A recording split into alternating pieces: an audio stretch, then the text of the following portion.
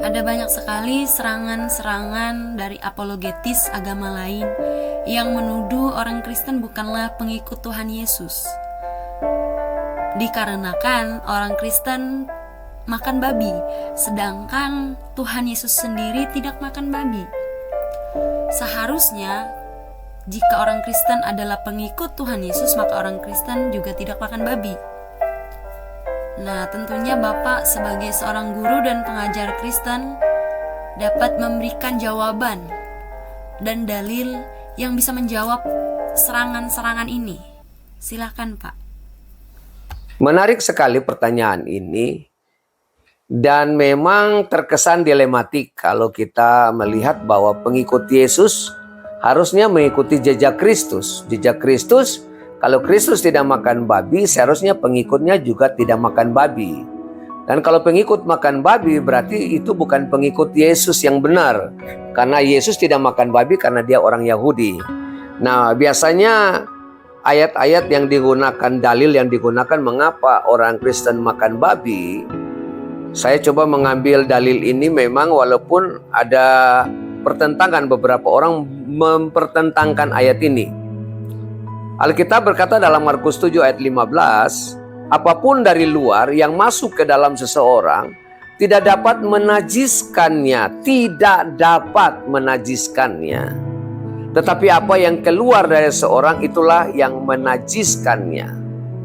Jadi sebenarnya kalau kita berkaca dalam perjanjian lama, bukan hanya babi yang tidak bisa dimakan, kelinci pun tidak bisa. Binatang yang lain pun tidak bisa. Ada beberapa binatang seperti burung pemakan bangkai, burung gagak dan lain sebagainya, jenis-jenis burung, jenis yang berkaki 4 yang juga tidak bisa dimakan, ya. Dan banyak juga makanan-makanan yang lain atau binatang-binatang yang lain kalau dijadikan makanan itu juga tidak bisa dimakan. Jadi bukan hanya babi sebenarnya. Jadi sebenarnya Yesus menggenapkan di dalam dirinya semua tuntutan hukum Taurat. Dan setelah itu ada pembaharuan-pembaharuan karena bukan hanya soal bisa atau tidak bisa, tapi juga menyangkut esensi.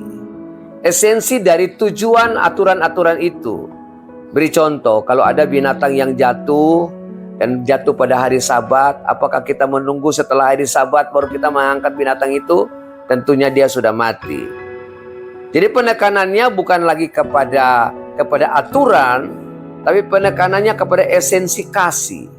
Karena di situ tercakup seluruh hukum Taurat, hukum kasih ada di sana. Nah, ini yang penting sekali, ada banyak orang mengikuti aturan-aturan, bahkan adat istiadat, sampai melanggar aturan-aturan yang menjadi esensi. Ya, jadi itu sebabnya Tuhan berkata bahwa tidak mungkin kita membiarkan sampai besok hari kita angkat, karena kalau tidak dia mati. Masa pekerjaan-pekerjaan baik ini dianggap bertentangan dengan apa yang ada dalam aturan. Seringkali aturan ditegakkan, tetapi esensinya dia melupakan. Nah, soal makan minum di dalam Markus 7 ayat 15 ini, bahwa apapun dari luar yang masuk ke dalam seorang tidak dapat menajiskan, tetapi apa yang keluar dari seorang itulah yang menajiskan. Karena adat istiadat mengatakan bahwa kalau mereka pulang dari pasar atau dari mana, mereka mandi dulu, baru setelah itu mereka makan. Dan adat istiadat ini dipertahankan. Maka Yesus berkata, apa yang masuk itu tidak menajiskan, ya. Apa tidak dapat menajiskan.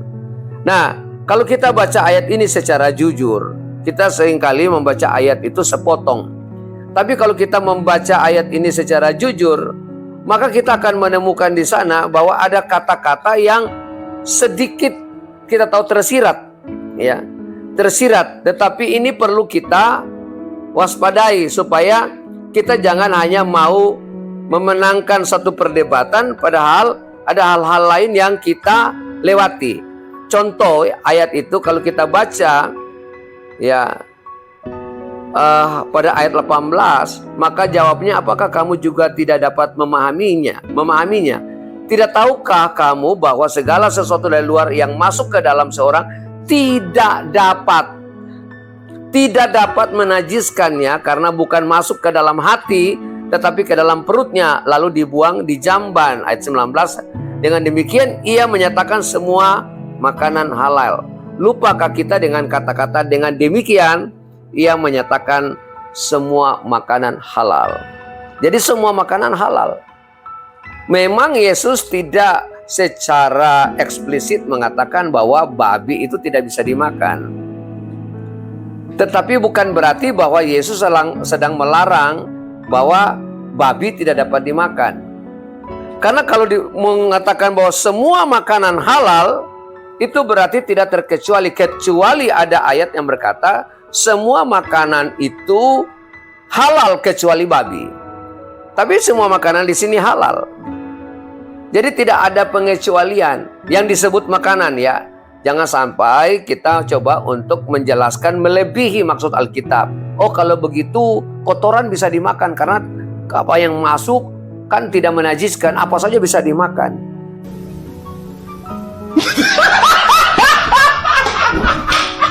Itu bukan makanan. Yang dimaksud Alkitab adalah makanan yang bisa dimakan dikonsumsi oleh manusia. Itu tidak menajiskan orang. Ya.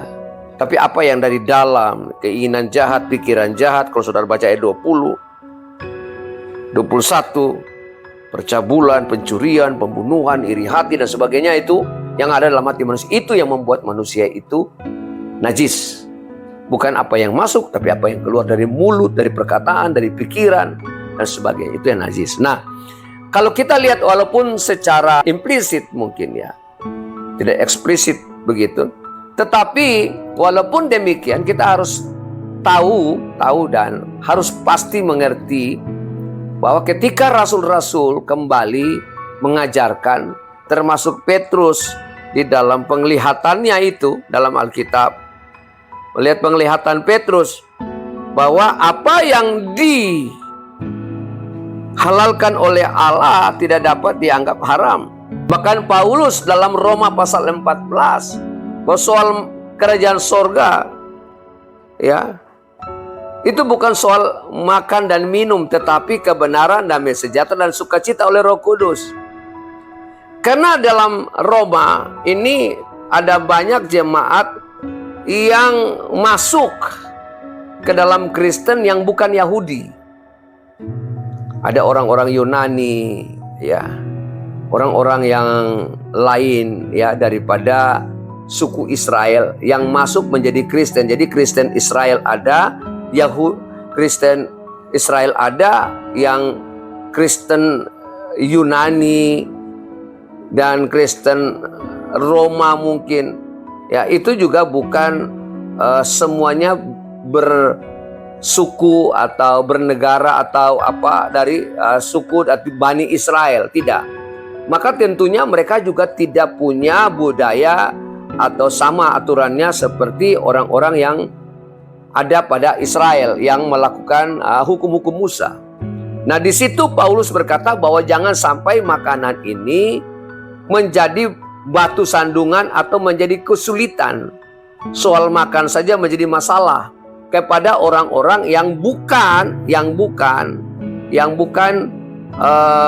Kristen Yahudi atau Kristen Israel. Jadi mereka yang masuk kita jangan sulitkan hanya soal makanan. Karena kerajaan sorga itu bukan soal makan dan minum. Itu yang ditegaskan dalam kitab Roma. Bahkan Paulus berkata ada makanan-makanan yang dia tidak mau makan karena itu menjadi batu sandungan. Tetapi ini bukan berarti melarang makanan dan mengatakan halal atau tidak. Karena itu sudah ada dalam perjanjian lama. Dan perjanjian lama beda dengan apa yang Kristus inginkan. Jadi Kristus telah menebus kita dari seluruh hukum Taurat, dari semua yang bersifat halal seperti itu. Jadi orang Kristen tidak ada satu yang dilarang. Karena apa yang dalam Alkitab, apa yang halal tidak dapat diharamkan oleh manusia. Nah, kalau kita baca yang terjadi pada Petrus, itu akhirnya dalam hal-hal seperti ini muncul kembali persoalan makan ini pada konsili pertama yang di Yerusalem. Kisah Rasul 15 ayat 9, bahwa kamu harus menjauhkan diri dari makanan yang dipersembahkan kepada berhala, dan dari daging binatang yang mati dicekik, dan dari percabulan. Jika kamu memelihara diri dari hal ini, kamu berbuat baik. Sekianlah selamat. Jadi di sini menunjukkan bahwa tidak ada lagi upaya untuk mencegah orang untuk makan babi, dan dengan cara makan babi divonis untuk mengatakan bahwa dia bukan pengikut Kristus. Itu sudah tidak demikian. Karena kalau kita lihat dalam Kisah pasal 11, itu Petrus mendapatkan penglihatan. Ya, ayat ke-7, lalu aku mendengar suara berkata kepadaku, bangunlah hai Petrus, sembelihlah dan makanlah. Jadi perintahnya sembelih, setelah sembelih makanlah. Ya, tetapi aku berkata tidak. Kata Petrus, Tuhan tidak, sebab belum pernah sesuatu yang haram dan yang tidak tahir masuk ke dalam mulutku. Petrus sedang memberikan dalil yang lain, memberikan argumentasi yang lain ketika disuruh sembelih dan makan. Tetapi perintah suruh sembelih dan makan ini akhirnya dikatakan oleh Tuhan bahwa apa yang dinyatakan halal oleh Allah pada ayat 9 tidak boleh engkau nyatakan haram. Jadi kalau makanan itu ada yang haram, karena Petrus melihat bahwa jenis-jenis binatang itu ada yang haram dan tidak bisa dimakan, tapi disuruh sembelih dan makanlah. Dalam penglihatan ini jelas kita mau melihat bahwa perintah Allah itu bukan soal makan dan minum, tapi soal damai sejahtera, kebenaran, esensi-esensinya. Jadi orang Kristen makan babi itu tidak ada masalah lagi. Orang Kristen tidak boleh disulitkan atau diatur dengan aturan-aturan. Kristus telah menggenapi pada dirinya, dan dalam pada dirinya sendirilah hukum-hukum Kristus. Kita tidak lagi hidup dalam hukum Musa, tapi kita hidup dalam hukum Kristus. Hukum Kristus adalah hukum kasih. Jadi pengikut Yesus, yang mengikut Yesus itu tidak menggunakan hukum Musa, tapi hukum Kristus. Jadi orang Kristen, pengikut Kristus, tidak batal hanya soal makan dan minum. Jadi ini jelas sekali, tidak masalah, ya.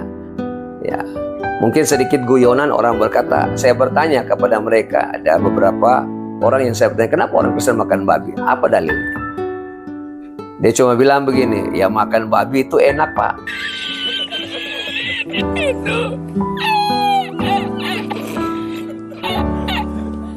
Ya sudah, saya juga tidak bisa memberikan gambaran. Tetapi bukan masalah makan babi atau tidak makan babi sehingga kita bukan pengikut Kristus. Karena pengikut Kristus bukan soal makan atau soal tidak makan. Tetapi pengikut Kristus adalah bagaimana menerapkan hukum Kristus, yaitu hukum kasih. Itu yang jauh lebih penting dari sekedar makan dan minum yang tidak ada hubungannya dengan soal sorga, neraka, atau soal kerajaan Allah. Ya, demikian jawaban saya. Semoga ini bisa membantu kita semua. Ya, Tuhan Yesus berkati.